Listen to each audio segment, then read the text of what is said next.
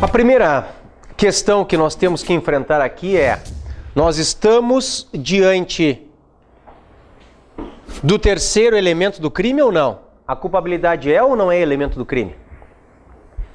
A resposta, como sempre, é: depende. Depende. Para os causalistas, a culpabilidade é o terceiro elemento do crime, como vocês viram comigo. Para os finalistas, depende. Finalismo tripartido diz sim, o crime é fato típico, ilícito e culpável. Para o finalismo bipartido, Damásio, Mirabete, Capês, o Masson, que eu sei que muitos de vocês estudam por ele, dizem não.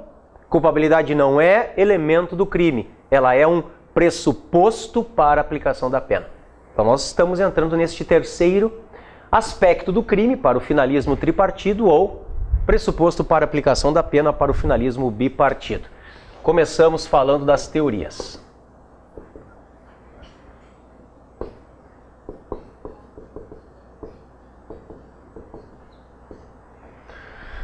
A primeira das teorias da culpabilidade é a teoria psicologista, teoria psicológica ou psicologista da culpabilidade, que nos diz que a culpabilidade ela é um nexo psíquico que une o delito ao seu autor. Isto é culpabilidade, um nexo psíquico que une o delito ao seu autor.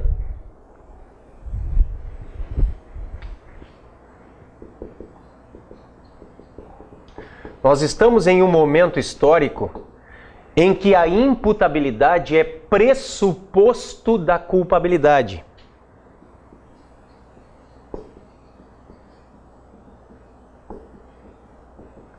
E dolo e culpa, senhores, são as suas espécies.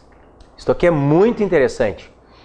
Porque, veja, nós estamos num momento histórico em que o crime tem duas partes. Uma parte objetiva, chamada de tipicidade, e uma parte subjetiva, chamada de culpabilidade. Eu ainda não conheço a ilicitude neste momento. E, na verdade, o dolo e a culpa não é que façam parte da culpabilidade. O dolo e a culpa aqui são a culpabilidade. Dolo e a culpa são a culpabilidade. Eles se confundem com culpabilidade. Na evolução do pensamento dogmático, nós chegamos, letra B, à teoria psicológico-normativa. Alguns examinadores fazem uma baita pegadinha aqui e colocam só normativa.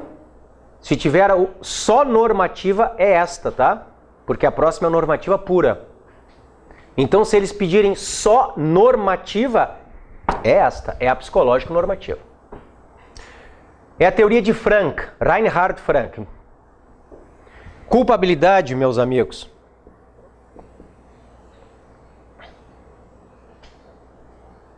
acaba estando estruturada por imputabilidade, que passa a ser elemento estruturante e não mais pressuposto.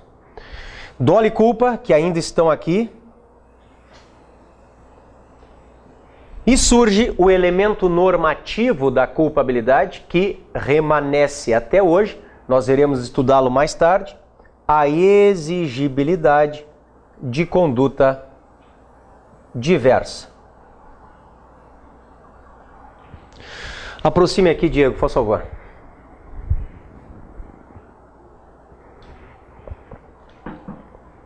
Então vejam, a culpabilidade ela passa a ter três elementos. A imputabilidade, que deixa de ser pressuposto e passa a ser elemento estruturante. O dolo e a culpa, que ainda estão dentro da culpabilidade. E a exigibilidade de conduta diversa, que é a grande novidade.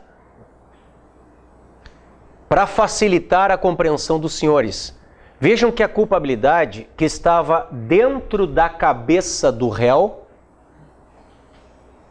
ela hoje, aliás, hoje não, ela neste momento, letra B, ela passa a estar tanto na cabeça do réu, quanto na cabeça do juiz. O elemento normativo será avaliado, aferido pelo magistrado aqui. Então, se na letra A culpabilidade estava somente dentro da cabeça do réu, na letra B ela está na cabeça do réu e na cabeça do juiz.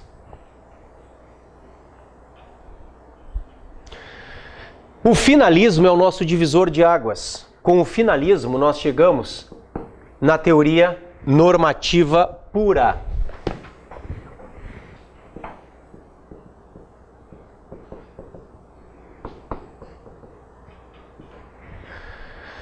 A culpabilidade que uma vez esteve na cabeça do réu passa a estar na cabeça do réu e na cabeça do juiz.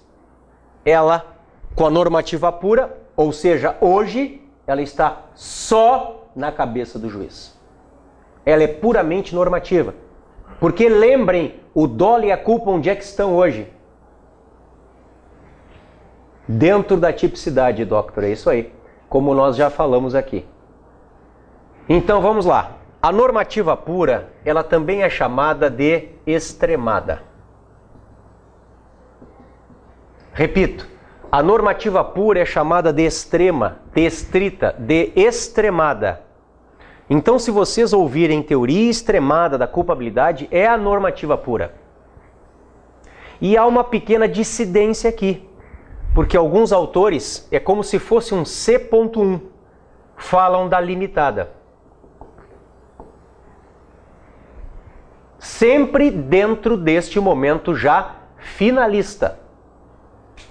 Porque o dolo e a culpa foram embora. Estavam aqui na culpabilidade e foram para o tipo. Então, normativa pura ou extremada, e há uma dissidência chamada de limitada.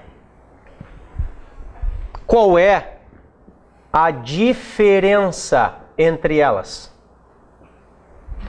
A diferença entre as teorias extremada e limitada da culpabilidade. Coloquem aí, senhores, por favor. O tratamento dispensado às discriminantes putativas.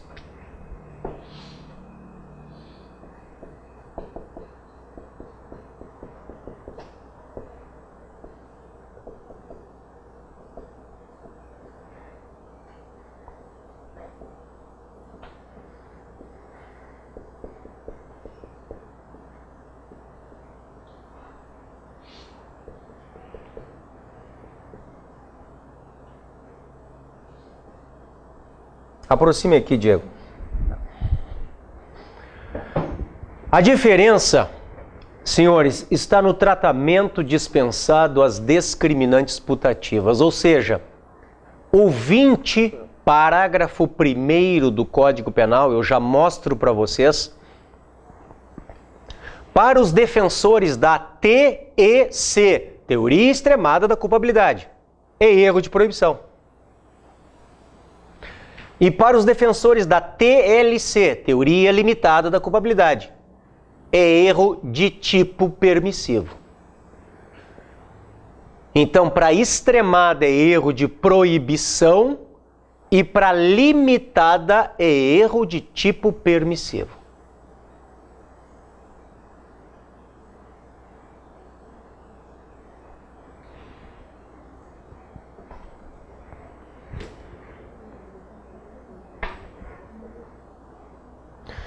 Pode botar na tela, meu caro. 20, parágrafo 1º, discriminantes putativas, é o que vocês colocaram, que é a diferença, né? É isento de pena quem, por erro plenamente justificado pelas circunstâncias, supõe situação de fato que, se existisse, tornaria ação legítima. Não há isenção de pena quando o erro deriva de culpa e o fato é punível como crime culposo.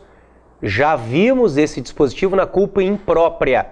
É o caso que eu trouxe para vocês do papai que ouve o barulho, que vê um vulto, acha que é um assaltante e mata o próprio filho que voltava da festa. Esse dispositivo consagra erro de proibição para os adeptos da teoria extremada.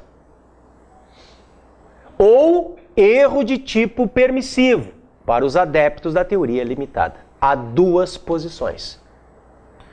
O que diz o código? O código não diz nada. Quem diz é a exposição de motivos da nova parte geral do Código Penal. Olha lá. Abrir.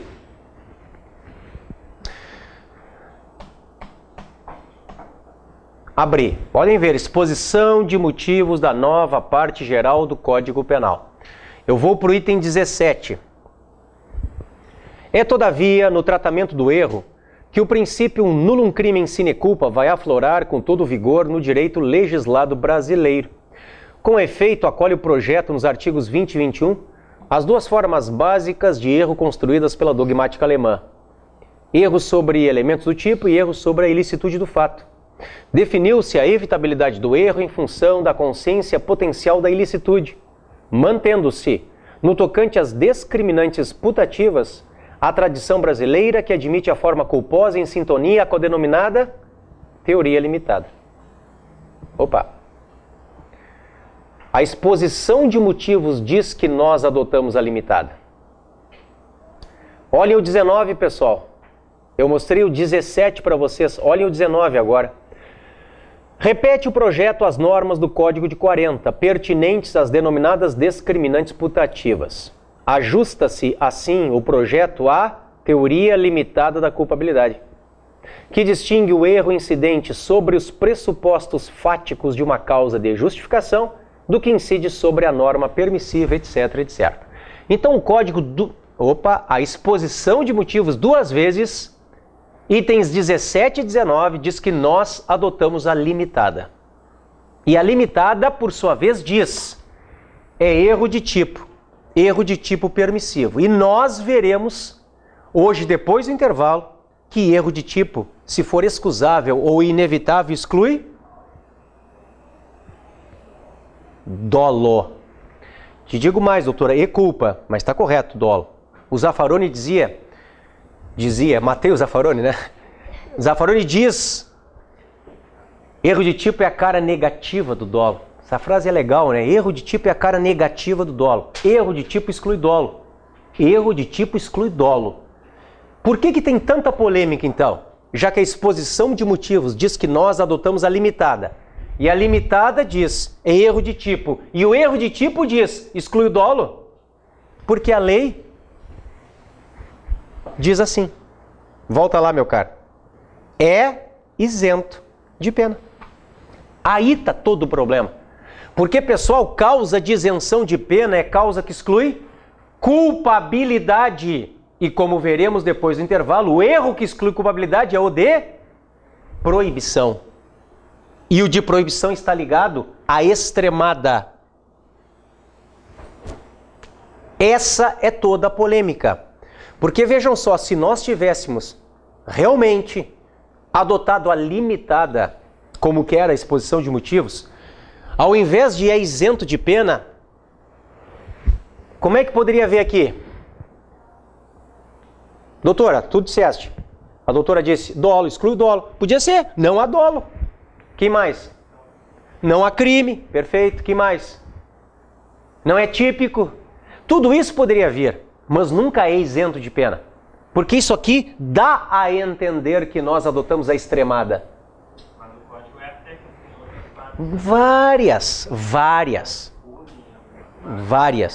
Várias. Quem segue a extremada, a autoridade. Quem segue a extremada, é o apelido dele, a autoridade. É o autoridade, entendeu? É tipo o sombras, né? O autoridade. Quem segue a extremada aqui, diz, nós temos que fazer uma interpretação literal. Então tem que excluir culpabilidade. Agora quem segue a limitada vai dizer o seguinte, se há uma oposição entre a cabeça, caput é cabeça em latim, entre a cabeça e o corpo do artigo, qual que deve prevalecer? Óbvio que é o caput. E o caput manda excluir o dolo. Olhem lá. Exclui o dolo. Então, os adeptos da limitada dizem que nós temos, na verdade, que trabalhar com as consequências do caput, porque o parágrafo está redigido de forma errada, é a técnico. É uma baita polêmica que é muito boa, mas para a segunda fase. Então, vamos manter o nosso foco na primeira fase aqui, tá? Esta é a diferença, meus caros. E quais são os pontos em comum entre as teorias extremada e limitada? Os pontos em comum é que as duas trabalham com a mesma estrutura da culpabilidade. Os mesmos 3 elementos. Para as duas, culpabilidade é formada por imputabilidade, potencial consciência da ilicitude e exigibilidade de conduta diversa. Aproxime aqui, meu caro.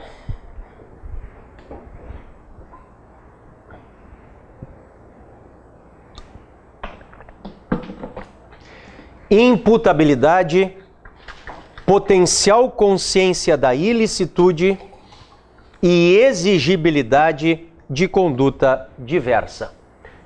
Esta é hoje a estrutura da culpabilidade no Brasil e é com ela que nós vamos trabalhar a partir de agora. Nós vamos trabalhar a imputabilidade, a potencial consciência da ilicitude e a exigibilidade de conduta diversa e, claro, os seus elementos de exclusão. O que exclui imputabilidade, o que exclui a potencial consciência da ilicitude e o que exclui a exigibilidade de conduta diversa.